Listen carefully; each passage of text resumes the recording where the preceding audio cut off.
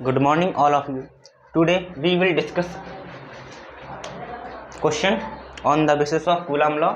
तो आपको क्वेश्चन दिया गया है, वायु में एक दूसरे से 30 सेंटीमीटर दूरी पर रखे दो छोटे आवेशित गोलों पर क्रमशः 2 × 10⁻⁷ कूलम तथा 3 × 10⁻⁷ कूलम आवेश है, उनके बीच कितना बल है। आपको इसको सॉल्व करना है।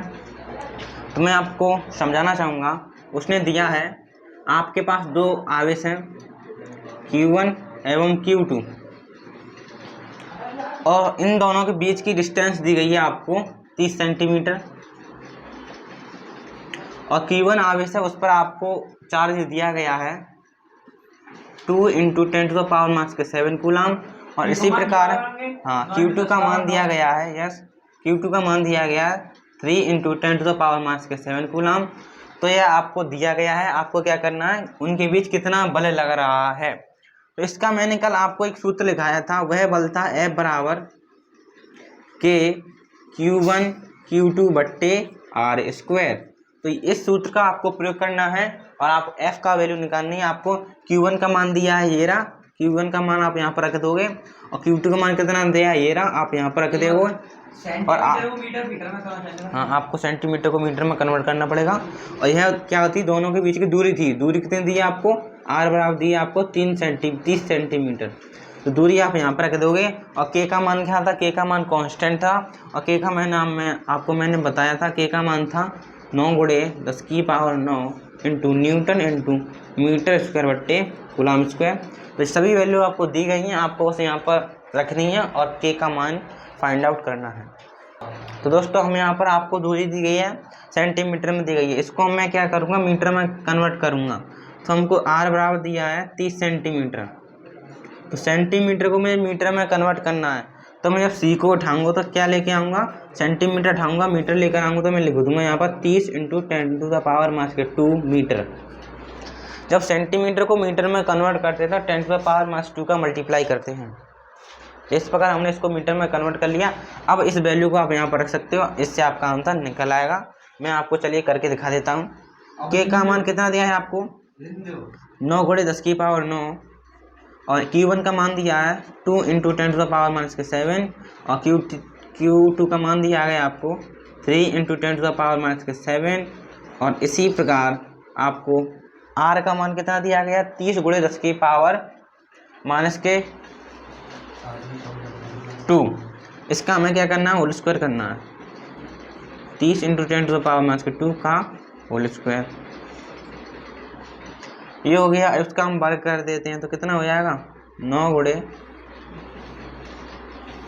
10 और 10 10⁻⁷ कितना हो जाएगा। और पहले तो इसको कर लें, ये तो ऐसा करते ऐसा 10⁻⁹, 3 दूनी 6 हो गया, 10⁻⁷, 10⁻⁷ कितना हो गया, 10⁻⁻14। अब नीचे वाले का वर्ग करेंगे, 30 का वर्ग कितना हो जाएगा, 900 है। 10⁻⁻4 का वर्ग कितना हो जाएगा, 10⁻⁻² का वर्ग हो जाएगा 10⁻⁻4। अब हम इसको सॉल्व करते हैं, आपको दिखाई दे रहा होगा। हम क्या करेंगे, जिसके पास 900 लिखे हैं, 900 को मैं ले सकता हूँ 9 × 100 और 100 को लिख सकता हूँ मैं 10⁻²। मैं इस प्रकार लिख सकता हूँ। तो मैं इसको लिख दूंगा 9 और 14 दिखाई दे रहा है, 10⁻⁻14, 10⁻⁹। तो 14 में से 9 आपके घटे आएंगे तो कितना बचेगा, 9 × 6 ऐसे कितने से 14 में से 9 कितने बचा, 5 बचा, यानी 10⁻⁻5। और मैं नीचे लिख दूंगा 9 × 10⁻² इंटू 10⁻⁻4 न्यूटन। हाँ, अब हम क्या करेंगे, 9 से 9 काट देंगे। अब हम इधर करेंगे तो आपको 6 इंटू 10⁻⁻4 में 2 जोड़ कर देंगे, कितना हो जाएगा, 10⁻⁻2 हो जाएगा। यानी 10⁻⁻5 ऐसे कहते ऐसे नीचे हो गया 10⁻⁻2। 10⁻⁻2 ऊपर जाएगा तो किसका हो जाएगा, प्लस का हो जाएगा। अब 5 में से 2 घटे आएगा तो कितना बच जाएगा, 3 बच जाएगा। तो 6 × 10⁻⁻3 न्यूटन, यही इसका क्या हो जाएगा, आंसर हो जाएगा। आशा है आपको यह प्रश्न समझ में आया होगा। अगर समझ में नहीं आया है तो इस क्वेश्चन को दोबारा ना पूछें। तो दोस्तों यहाँ पर हम कुछ के की विमा भी देख रहे हैं। तो हम जानते हैं के का मात्रक होता है न्यूटन इंटू मीटर स्क्वायर बट्टे कूलम स्क्वायर, और न्यूटन क्या है, बल का मात्रक है, और बल की विमा कितनी होती है, ये होती है। अब मीटर स्क्वायर का एक दूरी है, यहाँ दूरी की विमा कितनी होगी, एल स्क्वायर दिया तो क्या आएगा, L2 हो जाएगा, एल स्क्वायर हो जाएगा।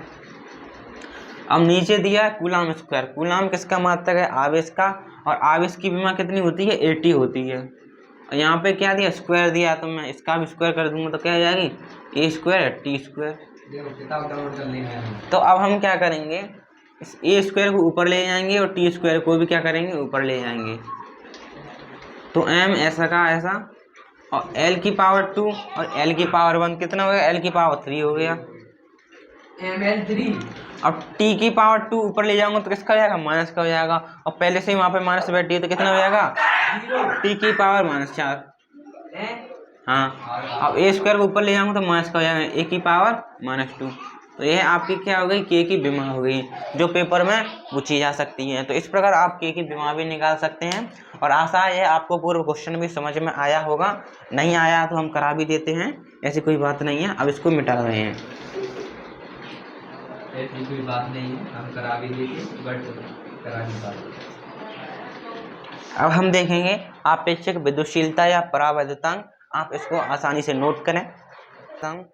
Dear student, we will discuss about आपेक्षिक विद्युतशीलता एंड या परावैद्युतांक, इसके बारे में हम पढ़ेंगे। दोस्तों मैं इसका आपको डायरेक्ट एक फॉर्मूला लिखाऊंगा, उसी फॉर्मूले से इसकी डेफिनेशन को मैं प्रिपेयर करूंगा।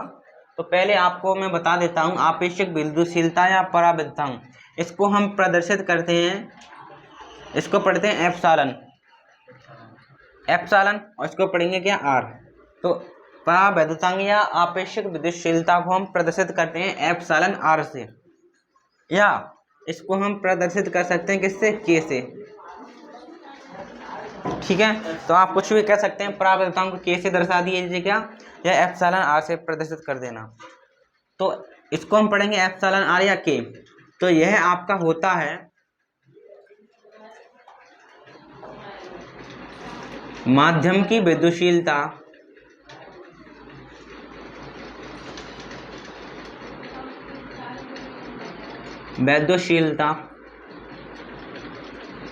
बट्टे निर्वात की विद्युतशीलता।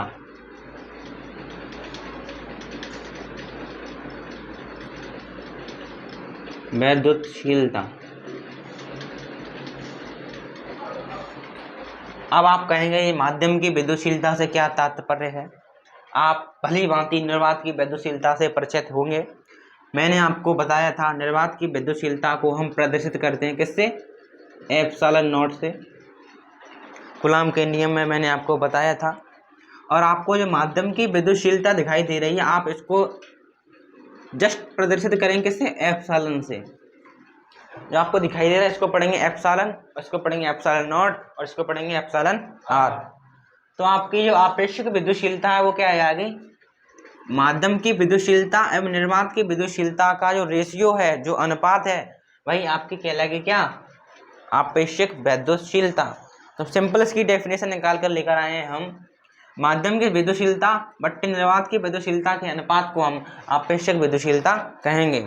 आपको क्वेश्चन में क्या कहेगा, आपको इसका मान दे देगा, इसका मान दे देगा, बस ये पूछेगा आपसे। तो आप इजीली इसको आप निकाल सकते हैं, क्योंकि हमारे सामने फॉर्मूला पहले से ही तैयार खड़ा हुआ है। तो उसकी हम डेफिनेशन लिखेंगे,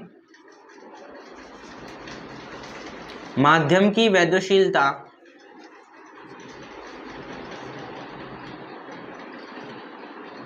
तथा निर्वात की विद्युतशीलता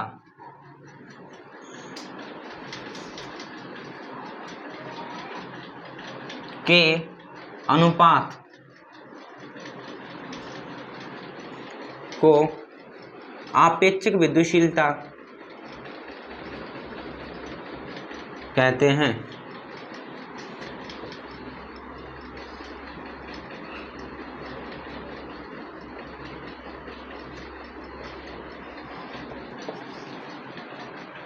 तो सिंपल यह डेफिनेशन हो जाएगी, माध्यम की विद्युतशीलता एवं निर्वात की वैद्युशीलता के अनुपात को हम कहेंगे आपेक्षिक वैद्युशीलता, यानी हम कह सकते हैं एप्सिलॉन आर बराबर एप्सिलॉन बट्टे एप्सिलॉन नॉट। इस फॉर्मूले को आप याद रखें।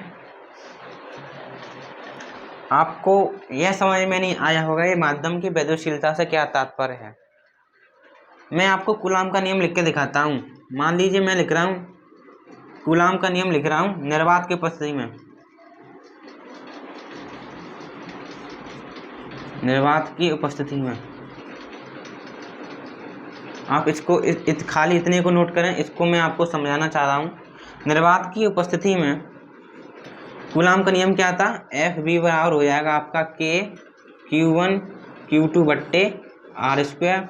और जैसा कि मैं आपको पूरे वीडियो में बता चुका हूँ, के का मान क्या था 1/4 पाई एप्सिलॉन नॉट इंटू के Q1 Q2 बट्टे आर स्क्वायर। तो यह आपका फॉर्मूला है निर्वात की उपस्थिति में किसका, कूलाम नियम का। जैसा कि आप इस फॉर्मूले से भली भांति परिचित हैं।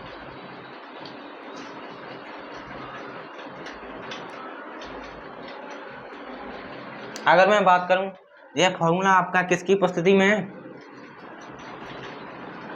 Give me answer, in the presence of vacuum. तो दोस्तों मैं आपको कुछ महत्वपूर्ण परावैद्युतांक के मान बताना चाहूँगा। जैसे कि मैं आपके लिए बात करूं, जो जल होता है और आपसे कोई पूछे जल का परावैद्युतांक क्या होता है, परावैद्युतांक का तात्पर्य कैसे है, आपेक्षिक वैद्युशीलता से ही। दोनों का मतलब एक ही है। यदि आपसे कोई पूछे जल का परावैद्युतांक क्या है, यानी एप्सिलॉन आर किसका, जल का, या के का मान कितना हो जाएगा जल का, तो आपको याद करना है जल का परावैद्युतांक होता है 80 होगा या तो 81 होगा। आपको न्यूमेरिकल करना है तो 80 का प्रयोग करना है। और आप याद कर लें किसका, धात्विक माध्यम की उपस्थिति में, धात्विक माध्यम में। मान लीजिए धात्विक माध्यम मतलब जो अभी हमने बल लगाया था किस माध्यम में लगाया था, निर्वात की उपस्थिति में। और आपको कोई धात्विक माध्यम दिया, धातु के माध्यम दिया मतलब एल्यूमिनियम हो या मैग्नीशियम हो, कुछ भी हो, वैसा माध्यम दिया हो, तो आप एप्सिलॉन आर का मान लगाएंगे 0। कितना लगाएंगे, 0 नहीं लगाएंगे, आप लगाओगे अनंत। कितना लगाओगे, अनंत। धात्विक माध्यम की उपस्थिति में परावैद्युतांक का मान कितना होता है, अनंत होता है। तो आप इस दो वैल्यू को याद कर लें और चलिए एक क्वेश्चन की ओर हम चलते हैं, आप इसे नोट करें। तो दोस्तों मैं आपको एक बात और बताना चाहूँगा, जो आपका परावैद्युतांक एप्सिलॉन आर है, इसका मान हमेशा 1 से बड़ा होगा।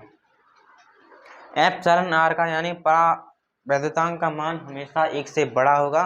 पेपर में क्वेश्चन आया हुआ है, उसने 4 मान दे दिए हैं परावैद्युतांक के। 3 मान तो ऐसे हैं जो 1 से कम है और 1 मान ऐसा है जो 1 से बड़ा है। तो हमें उसमें बताना था परावैद्युतांक का मान कौन सा होगा।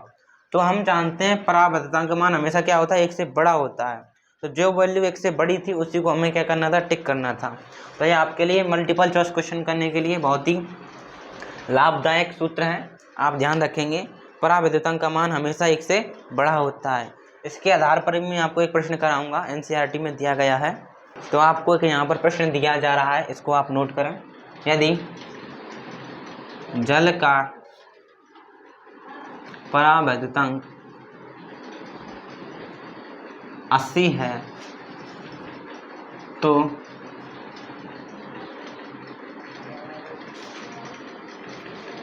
माध्यम की वैद्युशीलता ज्ञात करो। यह दोस्तों आपको एक प्रश्न दिया गया है, आपको इस प्रश्न को सॉल्व करना है। तो हम यहाँ लिख देंगे हल। इस क्वेश्चन को मेरे साथ करेगा कौन, इस क्वेश्चन को करके अमर हुआ कौन, तो आप एक क्वेश्चन को करें था। तो यहाँ पर मैं सूत्र की बात करते हैं। मैंने आपको अभी एक सूत्र लिखाया था, एप्सिलॉन आर बराबर एप्सिलॉन बट्टे एप्सिलॉन नॉट। ये क्या थी आपकी, एप्सिलॉन माध्यम की वैद्युशीलता, माध्यम की वैद्युशीलता। एप्सिलॉन आर का मान कितना लगाते थे बताओ। और यह क्या थी आपकी निर्वात की विद्युतशीलता।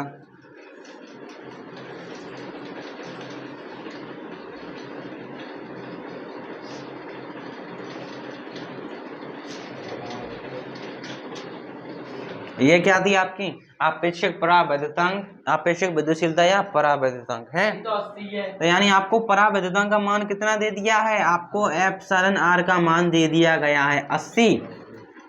और आप एप्सिलॉन नॉट का मान तो जानते ही हैं, मैं आपको लिखा चुका हूँ पूरी वीडियो में। एप्सिलॉन नॉट का मान होता है 8.85 इंटू 10⁻⁻12 कूलम स्क्वायर बट्टे न्यूटन इंटू मीटर स्क्वायर। आपके पास एप्सिलॉन आर और एप्सिलॉन नॉट दोनों की वैल्यू है, तो एप्सिलॉन आर का मान, एप्सिलॉन का मान निकाल सकते हैं। आप इस वैल्यू को फाइंड आउट करें इजीली तरीके से, इसको नोट करें। तो यहाँ पर कुछ थोड़ी सी त्रुटि आ गई थी। 8.85 10⁻⁻12 कूलम स्क्वायर बटे न्यूटन इंटू मीटर स्क्वायर यह वैल्यू थी। चलो इस क्वेश्चन को मैं ही कर देता हूँ, छात्र इसको करने में परेशानी का सामना कर रहे हैं। तो एप्सिलॉन का मान है 80, इसका मान पता नहीं, इसका मान पता है 8.85 10⁻⁻12। अब हम क्या करेंगे, जस्ट इसको इस पर मल्टीप्लाई करा देंगे, वही आपका आंसर हो जाएगा। तो एप्सिलॉन बराबर हो जाएगा 80 इंटू 8.85 इंटू 10⁻⁻12। अब आपको क्या करना है, इसका इसमें मल्टीप्लाई करना है। तो मल्टीप्लाई करने के लिए आप कैलकुलेटर का प्रयोग नहीं कर सकते हैं, आपको अपना दिमाग लगाना पड़ेगा, लेकिन मैं तो कैलकुलेटर का प्रयोग नहीं करूँगा। तो दोस्तों हमने बड़े ही कठिनाई पूर्वक इस क्वेश्चन का हल लेकर आए हैं। 708 इंटू 10⁻⁻12। इसको मल्टीप्लाई करने में बहुत सारे छात्रों ने कठिनाई का सामना किया और लास्ट में अंतिम समय में यह आपको आंसर दिखाया जा रहा है।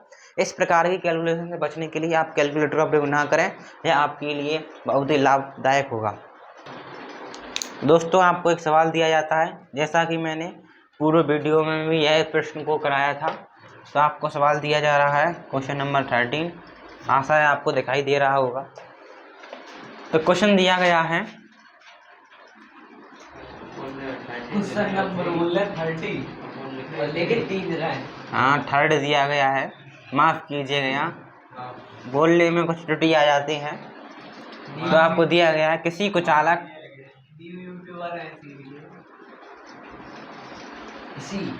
कुचालक माध्यम का निर्वात में होगा आगमन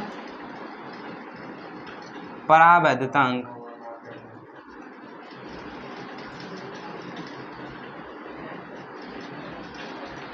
यानी कि हो सकता है,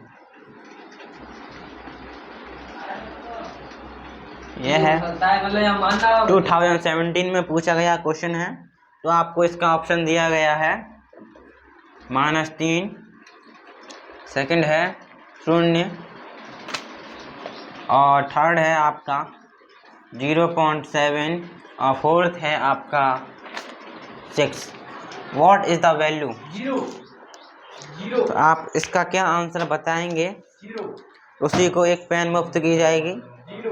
जो भी छात्र इस प्रश्न का उत्तर सही बताएगा 0। आपकी वीडियो यह चलती रहेगी, इस वीडियो को समाप्त नहीं किया जाएगा जब तक इसका लाइव आंसर आपको प्रदर्शित ना किया जाए। अगर आपको भी इसका आंसर पता है तो इसका आंसर आप कमेंट में डाल सकते हैं, हम उस कमेंट पर आपको लाइक करेंगे। तो आप इसका आंसर क्या बता सकते हैं? 0। मैंने अभी आपको बताया था कुछ समय पूर्व, ये आपका क्या है, परावैद्युतांक यानी आपेक्षिक विद्युतशीलता। इसका मान हमेशा 1 से बड़ा होता है। जिन छात्रों ने 0 आंसर दिया वह अपनी एक पेन से अपना हाथ धो चुके हैं, तो उसका आंसर निकल कर आएगा 6। क्योंकि हम जानते हैं एप्सिलॉन आर यानी के का मान हम ऑलवेज ग्रेटर देन 1 होता है। इस परिभाषा के अनुसार इसका मान 6 निकल कर आता है। आशा है यह आपको प्रश्न अच्छे से समझ में आया होगा। आप इस प्रश्न को आसानी से नोट करें। धन्यवाद। तो प्यारे विद्यार्थियों, धन्यवाद मैं आपका वापस लेता हूं। आपके लिए क्वेश्चन और लेकर आया हूं मैं। तो आपको क्वेश्चन दिया गया है,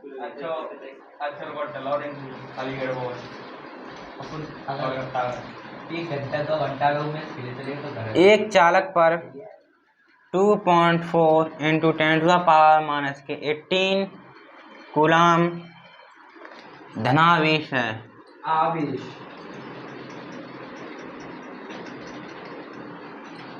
तो आपको बताना है, कह रहा है बताइए, टेल मी, बताइए कि किधर, बताइए कि इस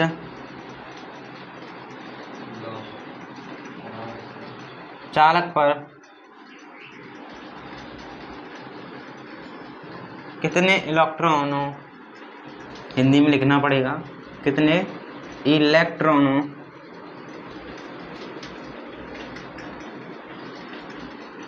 की कमी या अधिकता है। अधिकता मतलब इलेक्ट्रॉनिक संख्या ही तो पूछ रहा है। हैं?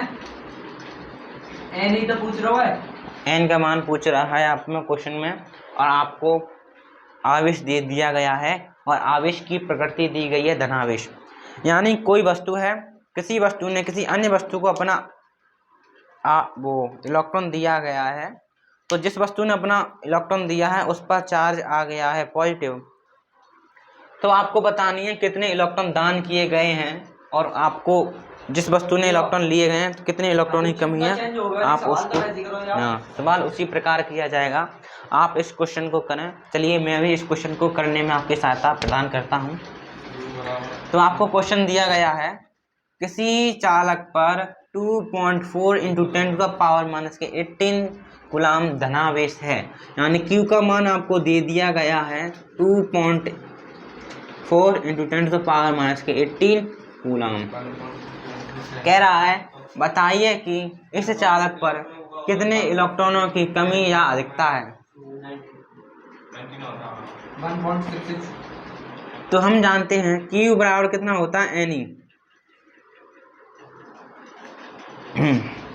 तो Q का मान कितना दे दिया है, 2.4 इंटू 10⁻⁻18, और N का मान आपको निकालना है, और E का मान होता है 1.6 10⁻⁻19।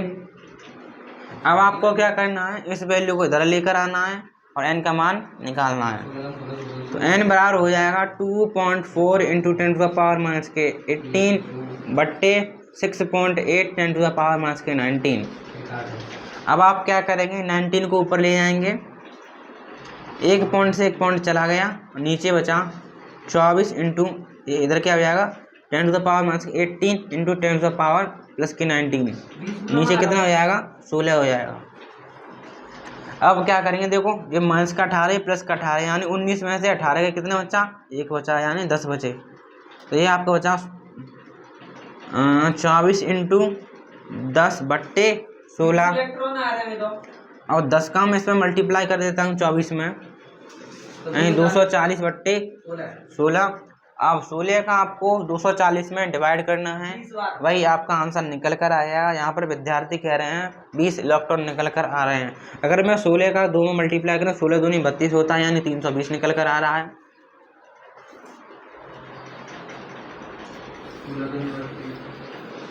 तो आप 240 में 16 का डिवाइड करें, तब तक मैं देखता हूँ क्या परेशानी चल रही है इस मोहल्ले में। तो दोस्तों जब आप 16 का 240 में मल्टीप्लाई करेंगे तो आपका 15 इलेक्ट्रॉन निकल कर आएगा।